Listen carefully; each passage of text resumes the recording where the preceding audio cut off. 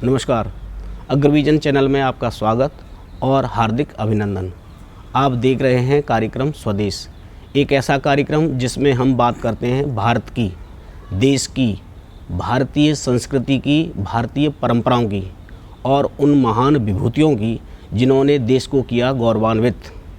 आज हम जिनकी बात करने जा रहे हैं वह हैं सच्चे राष्ट्रभक्त, सिद्धांतवादी, त्याग और बलिदान की प्रतिमूर्ति जयप्रकाश नारायण।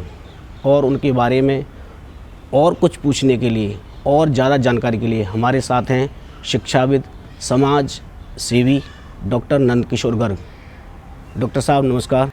जी नमस्कार। सर, जयप्रकाश नारायण कैसे बने लोकनायक? अपने कर्तव्य निष्ठा, ध्येय निष्ठा और अपने लिए कुछ ना चाहना, ये ऐसे गुण थे जिनको लोकनायक जयप्रकाश नारायण को 20वीं शताब्दी के 1947 से पूर्व स्वतंत्रता आंदोलन के अग्रणी सिपाही और उसके बाद भूदान के प्रणेता विनोबा भावे के साथ मिलकर रचनात्मक कामों में लगे रहे। और जब देश फिर से आपातकाल की स्थिति में आ गया और लोकतंत्र समाप्ति पर था, उस समय उसके विरुद्ध संघर्ष करने के अगुवा जयप्रकाश नारायण बने। उनके व्यक्तित्व के बारे में लोगों को ज़्यादा बताया नहीं गया। मैं समझता हूँ कि 1942 के आंदोलन में, भारत छोड़ो आंदोलन की गांधी जी ने कॉल तो दे दी थी, परंतु वो सब गिरफ्तार हो गए। पर उस समय उस आंदोलन को अहिंसक रखते हुए भी जीवंत रखने वाले कुछ नाम गिनाए जाएं तो उनमें जयप्रकाश नारायण थी। तो मैं तो 1963-64 में मेरे एक अध्यापक के कारण मैं जयप्रकाश नारायण का जीवन का थोड़ा अध्ययन किया। जब उन्होंने कहा, सभी माय फेवरेट लीडर लिखते हैं जवाहरलाल नेहरू, नंदकिशोर तुम तो थोड़ा अलग हट के सोचो। उन्होंने मुझे सजेस्ट किया कि जयप्रकाश नारायण के बारे में सोचो। जितना उनका अध्ययन किया उतना ही एक आकर्षण था उसमें। जी। गांधी जी के कहने से विवाह करने के बाद भी जयप्रभा से विवाहित जीवन जीते हुए भी पति पत्नी के रूप में ना रहना कितनी बड़ी तपस्या है।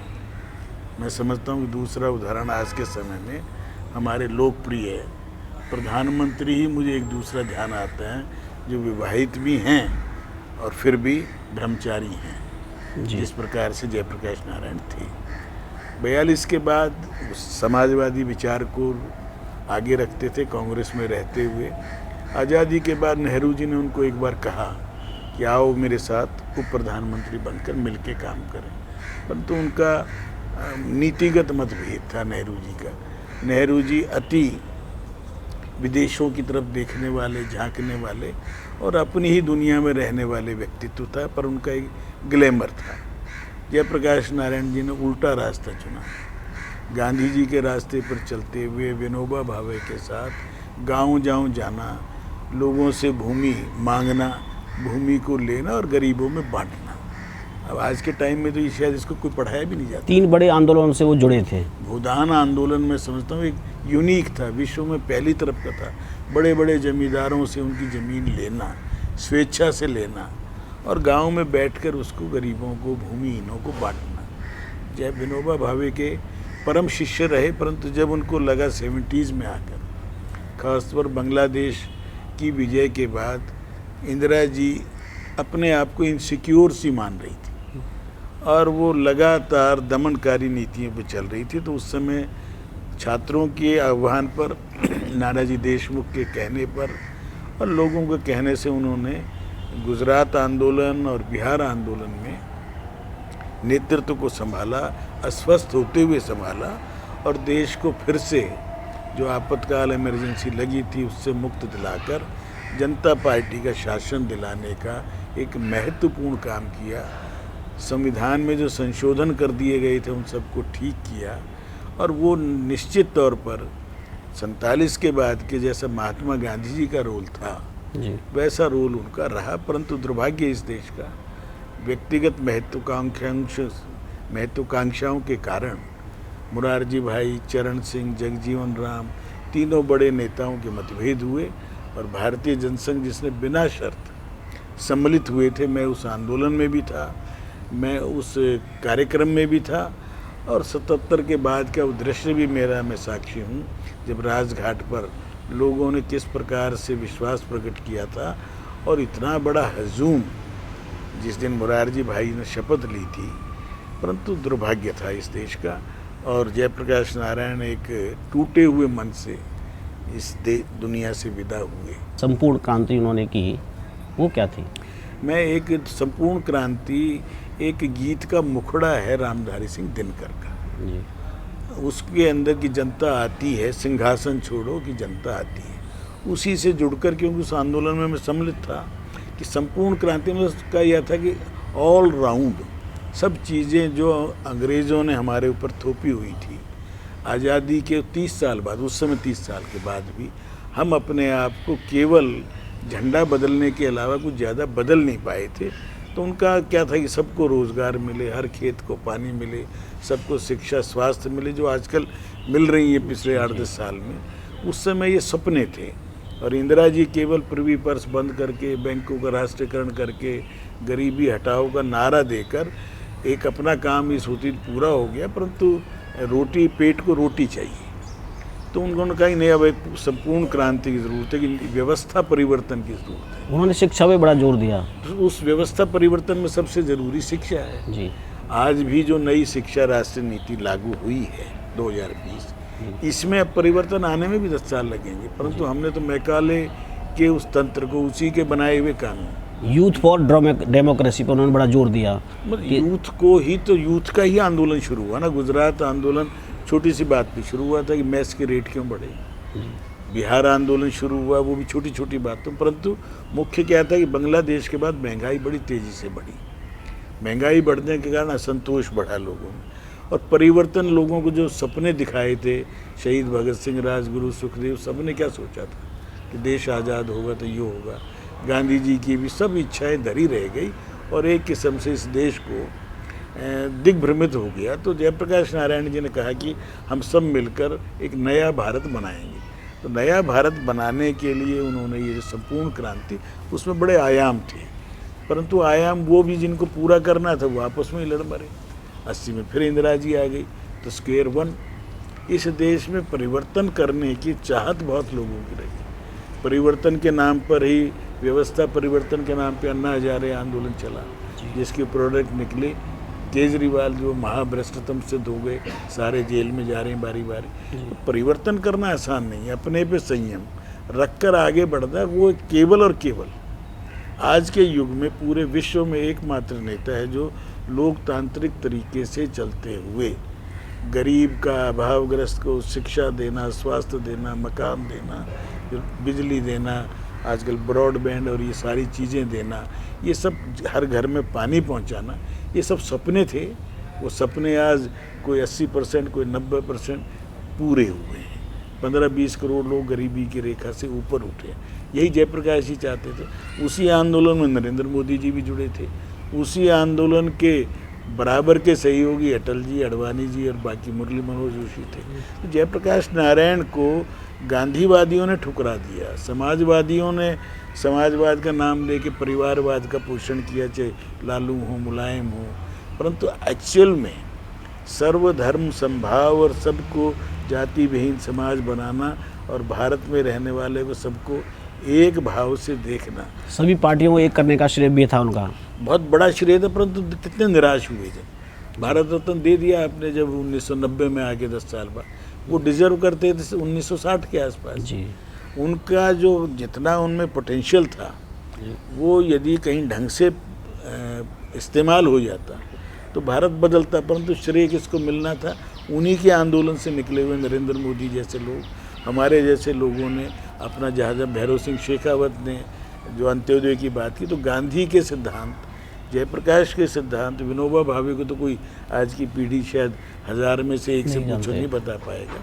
ये वो लोग थे जिन्होंने जीवन जिया देश के लिए, समाज के लिए, मानवता के लिए। और जयप्रकाश नारायण जी उनमें एक महामानव थे। मैं तो पिछले समझो 60 साल से उनके बारे में अध्ययन किया, उनकी पत्नी क्या के बारे में अध्ययन किया, उनके माता पिता के बारे में किया। एक छोटी सी जाति के हिसाब से देखें, कायस्थ सबसे छोटी जाति गिनी जाती, परंतु उन्होंने इसलिए जातिवादी नहीं थे, जातिवाद के कारण आगे भी नहीं बढ़े, परंतु आज उनके नाम पर बहुत से लोगों की अपनी अपनी जातिवाद की दुकान खोले बैठे हैं, जो और समाज को बांटने का काम कर रहे हैं, 1%, 2%, 4%, और जिन्होंने पूरे 2 देश ले लिए, हमसे छीन लिए, काट लिए, उनको फिर 16% बता के, और जिसका जितना हिस्सेदारी उतनी उसकी भागीदारी की बात उन्होंने आंदोलन किए, लेकिन सारे शांतपूर्ण आज के टाइम। पॉजिटिव। और उनको शरण किसने दी 42 में, जब छिपना पड़ा? लाला हंसराज गुप्ता ने, जो राष्ट्रीय स्वयंसेवक संघ के उत्तर क्षेत्र के सबसे बड़े संघ चालक भी थे, बहुत बड़े बिजनेसमैन थे, दिल्ली के 3-4 नामों में एक था, परंतु उन्होंने रिस्क लेकर 12 खंबा रोड की कोठी में उनको रखा था। तो जयप्रकाश नारायण जी को समझ आते आते थोड़ा देर ज़्यादा लग गई, नहीं वो शायद वो 50s में ही गैर राजनीति तो वो हो गई थे, परंतु संघ से थोड़ा और पहले जुड़ जाते हैं तो मैं समझता हूँ देश थोड़ा और तेज़ी से प्रगति कर सकता था। उन्होंने एक किताब लिखी थी, भारतीय राज्य का पुनर्रचना एक सुझाव। क्या थे उसमें सुझाव? मैं कहूँ वो इतनी क्या कुछ चीज़ें थ्योरेटिकल हैं अब जी। आज उनके ऊपर चर्च के विचारक तो एक से एक था ना, मीनू मसानी, राजगोपाल जो पहले एक किस्म से राष्ट्रपति के बराबर वो थे, राजा जी जिनको बोलते हैं, कितने बड़े विचारक थे, पर उनकी सुनी किसने? जिसके पीछे ताकत नहीं होगी तो कोई नहीं सुनेगा। इसलिए डॉक्टर हेडगेवार ने कहा था कि पहले हम संगठन बनाएं, ताकत बनाएंगे तो हमारी कोई सुनेगा। उस ताकत में से आज 98 साल के बाद निकले हैं, या देश की सरकार चला रहे हैं, राष्ट्रपति, प्रधानमंत्री, अधिकांश मुख्यमंत्री, तो परिवर्तन आ रहा है। परिवर्तन आना, गैर हिंसा से आना स्थायी होता है, वो स्थायी परिवर्तन के लिए समय लगता है, और समय लगने की उतनी आज लोगों में सहन शक्ति नहीं है। इसलिए धैर्यपूर्वक यदि भारतवासी 5-7 साल इसी प्रकार मेहनत करें तो आज हम खेल में भी, विज्ञान में भी, फूड प्रोडक्शन में भी, टेक्नोलॉजी में भी, पढ़ाई में भी, इनोवेशन में भी,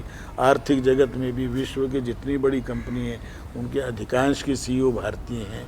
तो एक ये प्रगति है, भारतीयों में पोटेंशियल है, क्षमताएं हैं, उनको काम करने का अवसर मिले तो वो कुछ भी कर सकते हैं पूरे विश्व में, और हम उसके सामर्थ्य रखते हैं। उस सामर्थ्य का प्रकटीकरण होना प्रारंभ हो गया है। हमें बांटने की प्रवृत्ति करने वाले लोगों से भारतवासी सचेत रहें, छोटे छोटे खानों में ना बटें, भारतवासी भारतीय बन के रहें, वो धर्म पे, जाति पर, पंथ पर, भाषा पर, इन चीज़ों के झगड़ों में ना उलझें।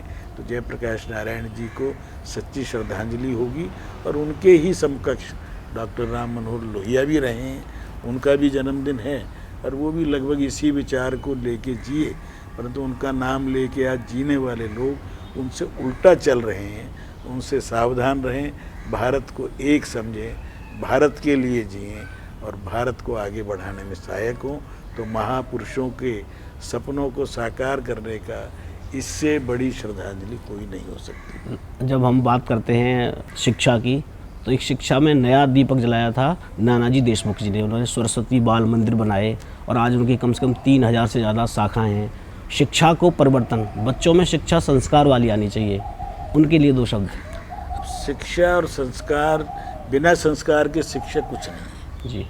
जैसे गांधी जी ने एक बहुत बड़ी बात कही थी, बिना जो नैतिकता के राजनीति कूड़ा है जी।